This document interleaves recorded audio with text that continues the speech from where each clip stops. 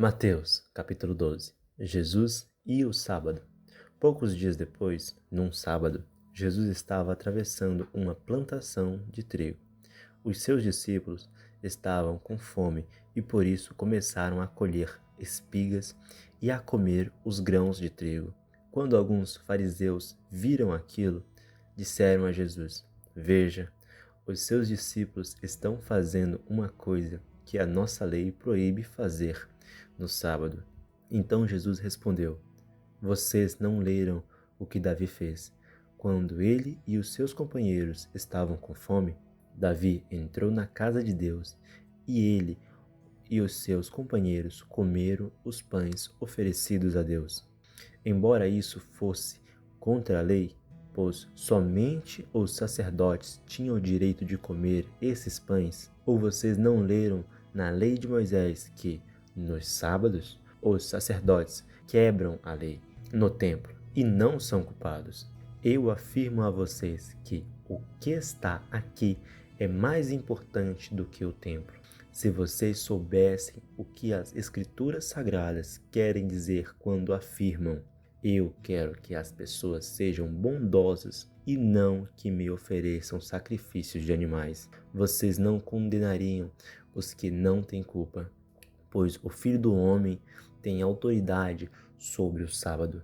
Jesus e o homem da mão aleijada. Jesus saiu dali e foi para uma sinagoga. Estava ali um homem que tinha uma das mãos aleijada. Então, algumas pessoas que queriam acusar Jesus de desobedecer à lei lhe perguntaram: É contra nossa lei curar no sábado?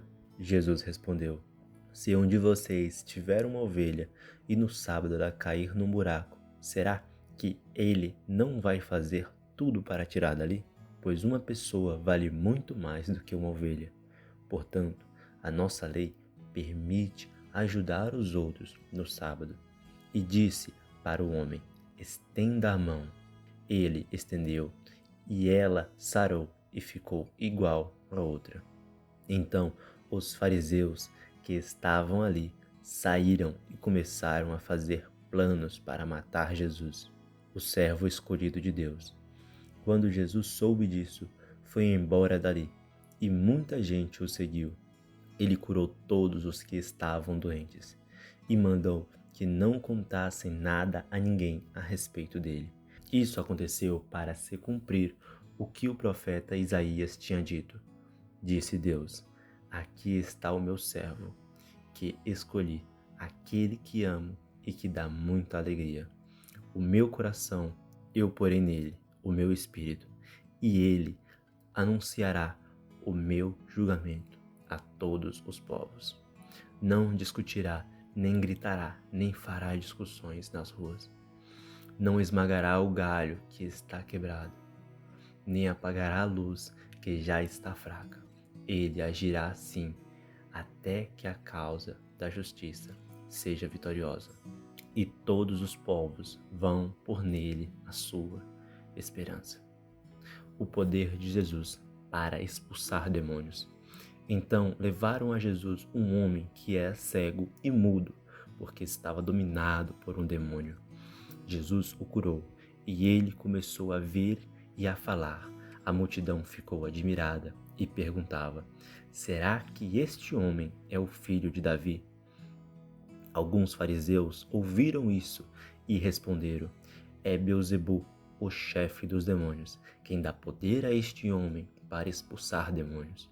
Mas Jesus conhecia os pensamentos deles e disse: O país que se divide em grupos, que luta entre si, certamente será destruído, e a cidade ou a família que se divide em grupos, que luta entre si, também será destruída.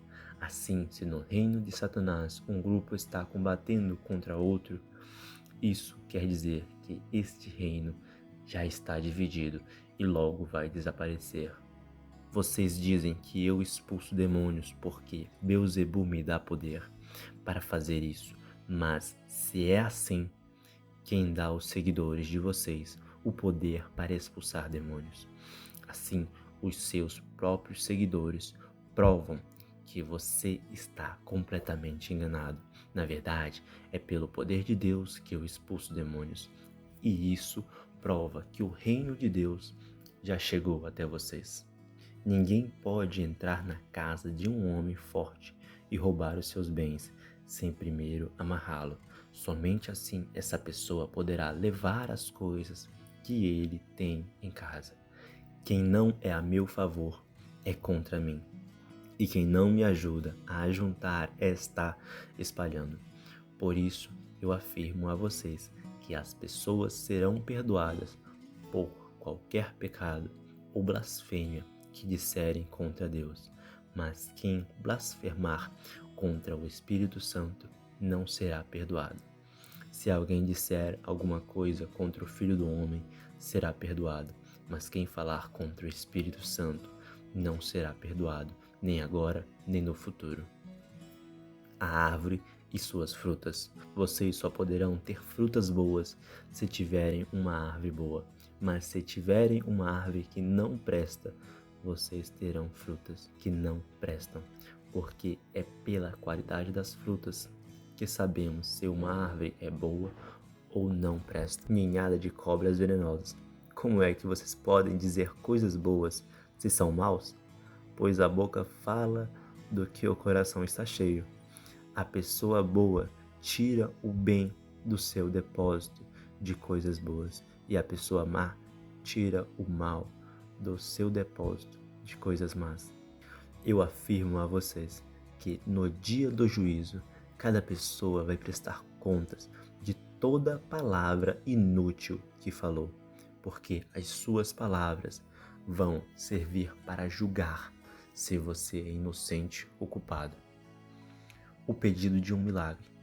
Então, alguns mestres da lei e alguns fariseus disseram a Jesus: Mestre, queremos ver o Senhor fazer um milagre. Jesus respondeu: Como as pessoas de hoje são más e sem fé. Vocês estão me pedindo que faça um milagre, mas o milagre do profeta Jonas é o único sinal que lhe será dado. Porque assim como Jonas ficou 3 dias e 3 noites dentro de um grande peixe, assim também o Filho do Homem ficará 3 dias e 3 noites no fundo da terra. No dia do juízo, o povo de Nínive vai se levantar e acusar vocês, pois eles se arrependeram dos seus pecados quando ouviram a pregação de Jonas. E eu afirmo que o que está aqui é mais importante do que Jonas. No dia do juízo, a rainha de Sabá vai se levantar e acusar vocês, pois ela veio de muito longe para ouvir os sábios ensinamentos de Salomão. E eu afirmo que o que está aqui é mais importante do que Salomão, a volta do espírito mau. Jesus continuou: Quando o espírito mau sai de alguém, anda por lugares sem água, procurando onde descansar, mas não encontra. Então diz: Vou voltar para minha casa, de onde saí.